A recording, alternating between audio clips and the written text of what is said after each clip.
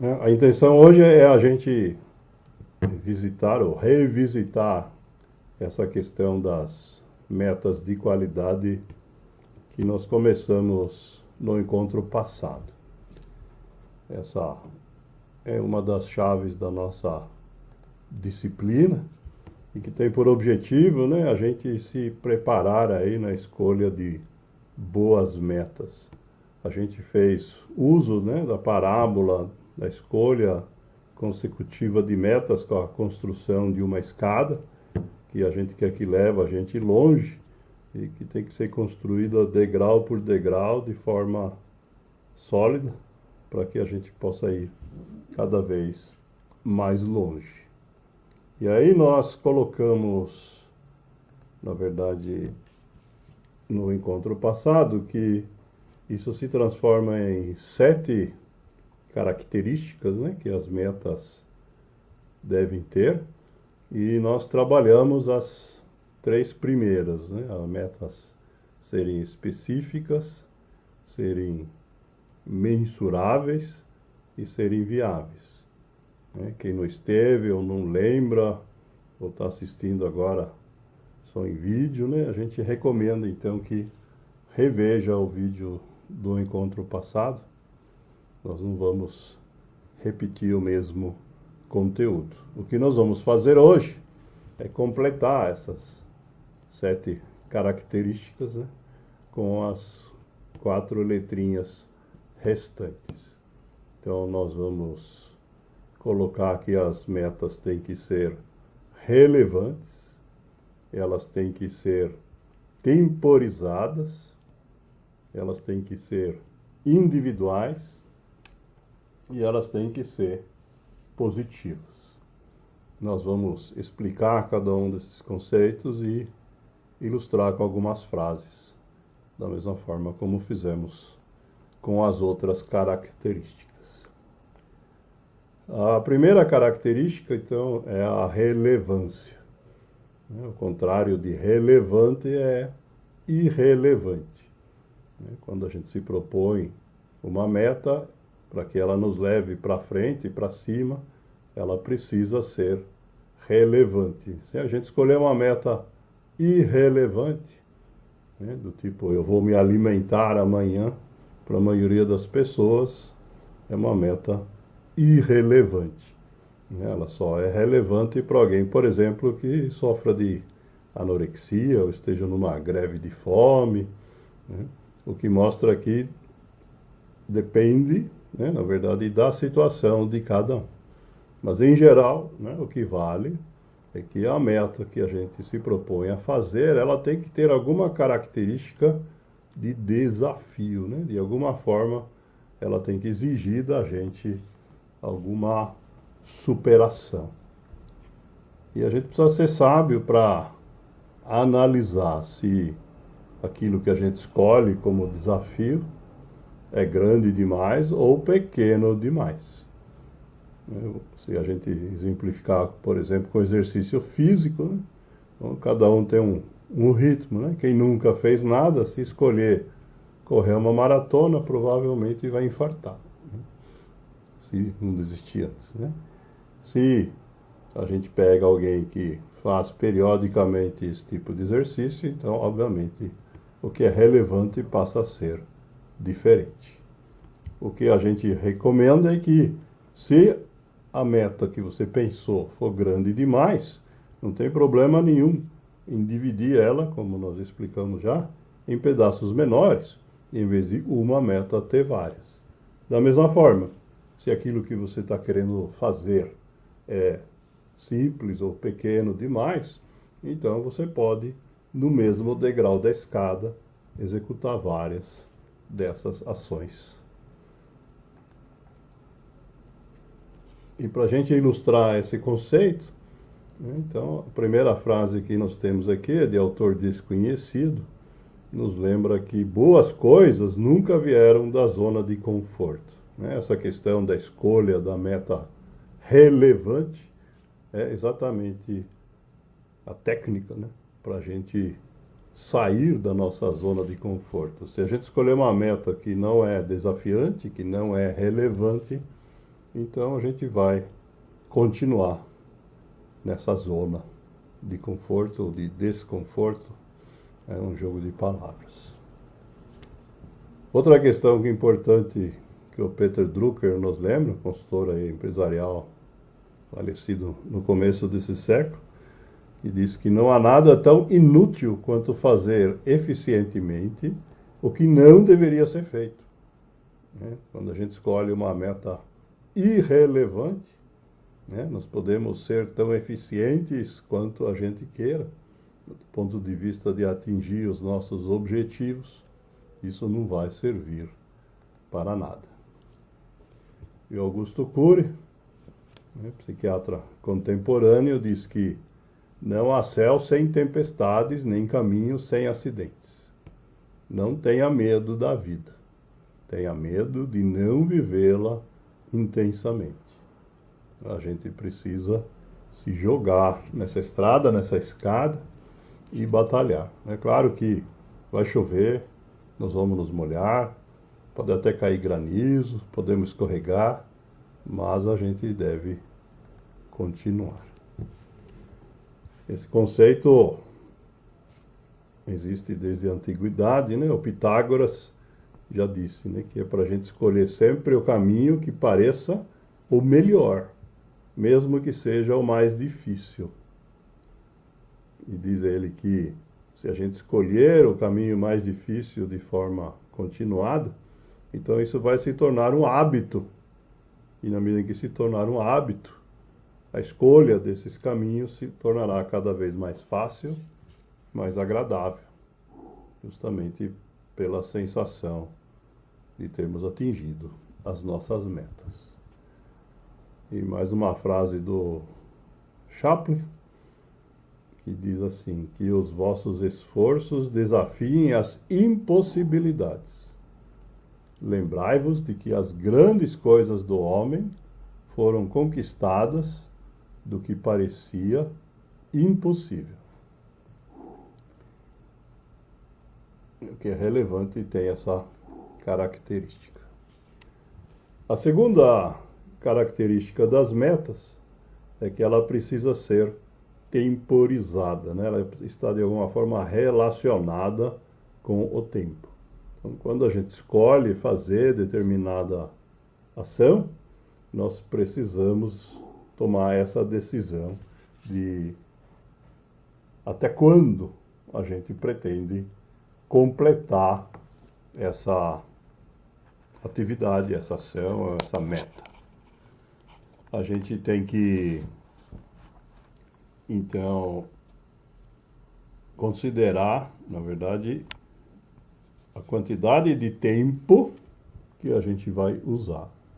Né? Para quem participa aqui toda semana, tipicamente, nós sugerimos que esse tempo seja o nosso próximo encontro.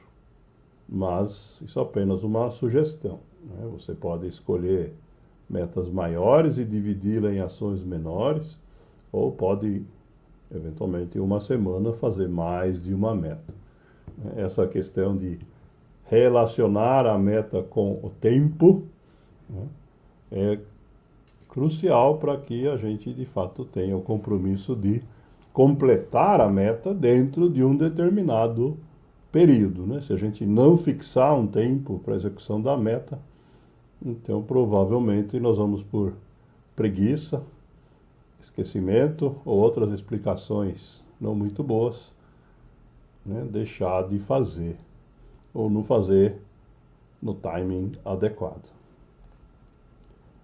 E essa também é uma questão conhecida desde a antiguidade.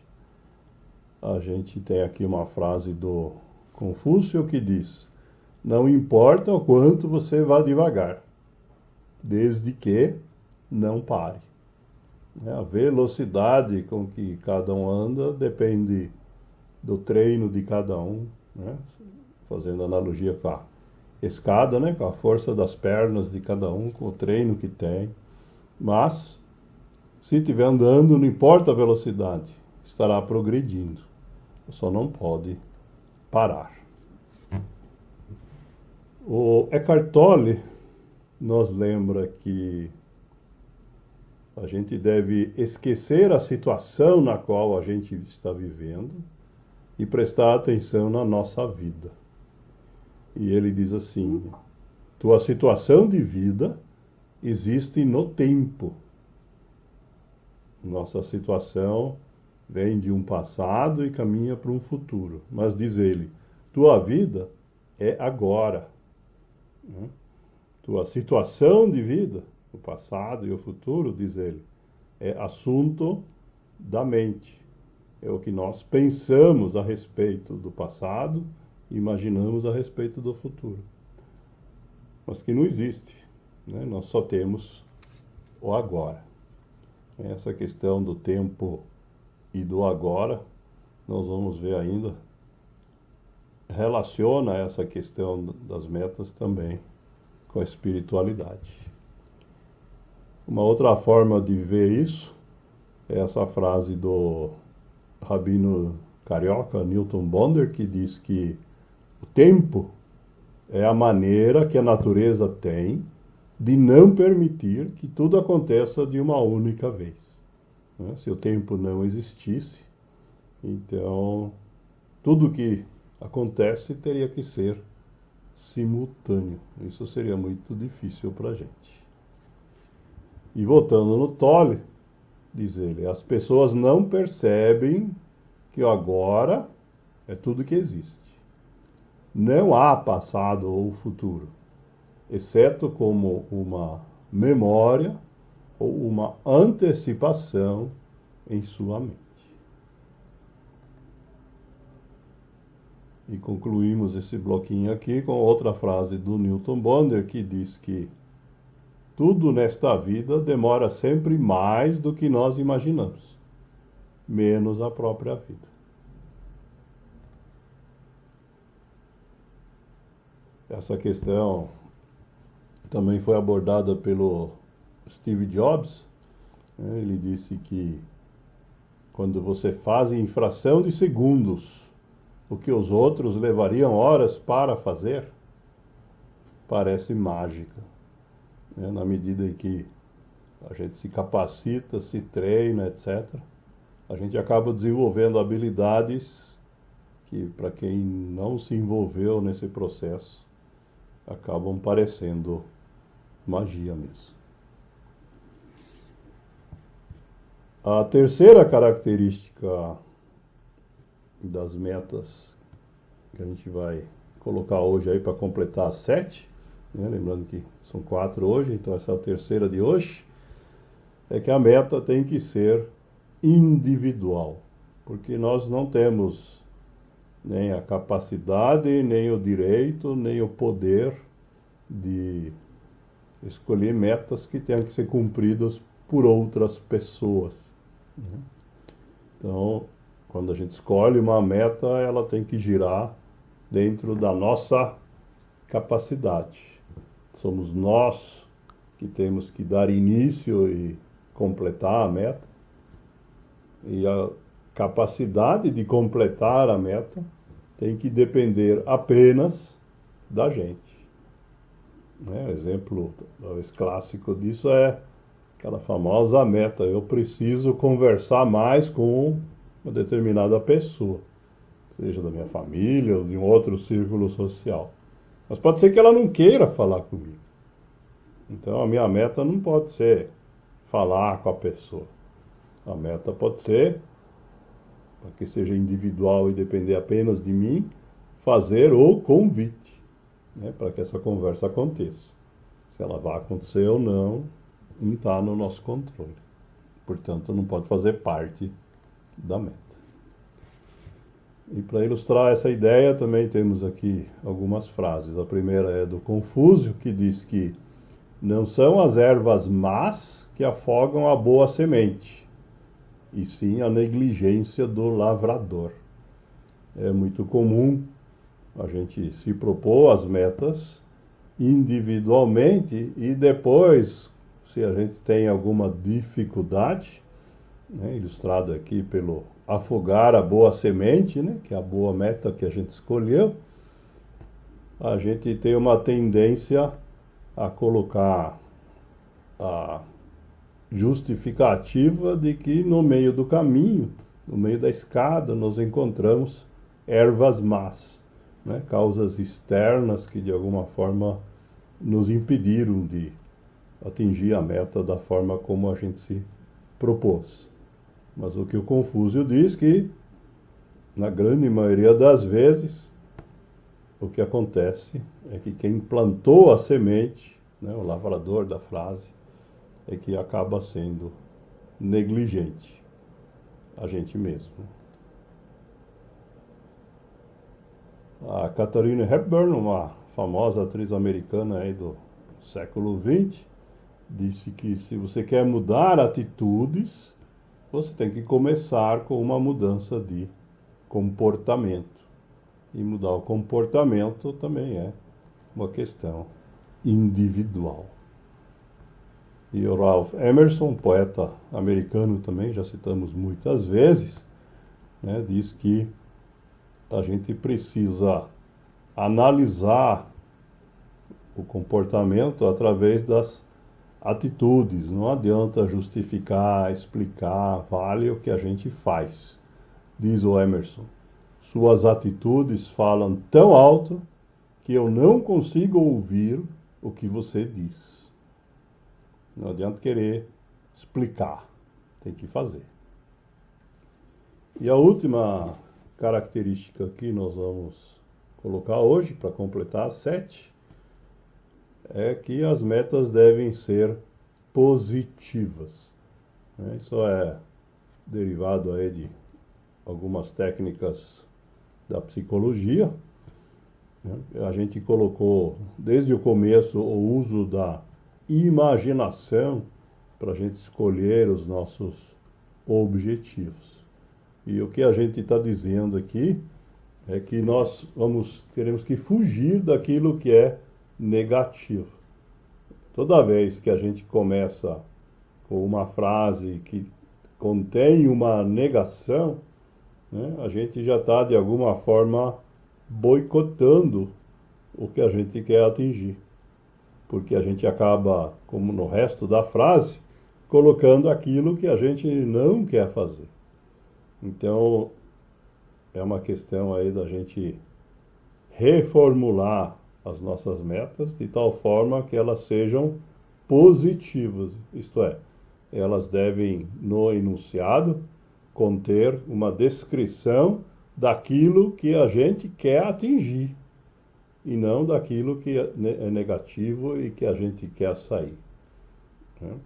A gente vai dizer, olha, eu quero ter uma alimentação saudável. Eu quero viver de tal forma, aquilo que você imaginou de bom. E o negativo a gente não formula como meta, ok? O Tony Robbins, né, deixa isso muito claro nessa frase quando ele diz que se insistirmos em focalizar o que não queremos, o negativo, então teremos mais disso. A gente precisa focar no positivo. O Ludwig Schweitzer, um médico alemão, fez muito trabalho voluntário na África, foi inclusive nomeado ao Nobel da Paz por esse trabalho, diz assim, que o sucesso não é necessário para a felicidade. A felicidade é necessária para o sucesso. E se você ama o que faz, você terá sucesso. Amar o que a gente faz só é possível se aquilo que a gente faz é positivo, porque ninguém quer amar o que é negativo. O Michael Eisner, né, administrador americano, trabalhou muitos anos na Disney, diz que se não estiver crescendo, irá morrer. E essa frase se aplica tanto a empresas como às pessoas. Se a gente não tiver um caminho de crescimento, nós podemos até continuar respirando, dormindo, se alimentando, talvez se reproduzindo, mas na prática estaremos mortos, porque nós não estaremos evoluindo e, portanto, também não ajudando a ninguém. E para finalizar, hoje temos essa frase do Oliver Holmes, um juiz americano famoso aí, no começo do século XX, foi referência na Suprema Corte Americana, que diz que a coisa mais importante na vida não é tanto saber onde você está, mas em qual direção você está se movendo. A direção na qual a gente se move tem que ser positiva.